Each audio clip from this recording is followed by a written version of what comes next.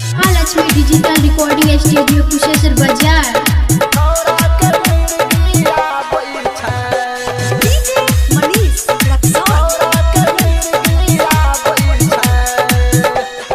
छौरी देख के तोहर चबूतरा छौरा के मिर्गिया बोल छै। छौरी देख के तोहर चबूतरा छौरा के मिर्गिया बोल छै।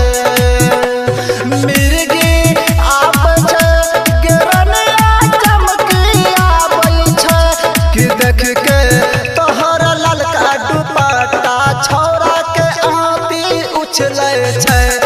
छौरी देख के तोहर चबूतरा छौरा के मिर्गिया बोल छै।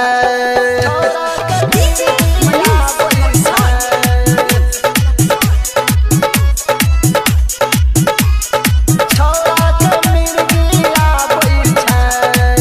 Mahalakshmi digital recording studio Kusheshwar बाजार। हमरा कहबी गहे बेंगटा चुम्मा ले बहुचर हम घन लग छोरी चुम्मा ले बचर घंटा।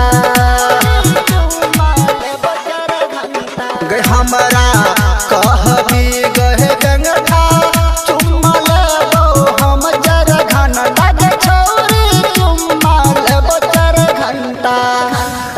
देख के तोहर चढ़ल जवानी छौरा के मिर्गिया बोल छै। छौरी देख के तोहर चबूतरा छौरा के मिर्गिया बोल छै।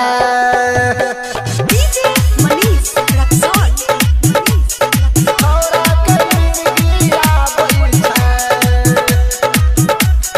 छौरा के मिर्गिया बोल छै। गखली एकली गोए पान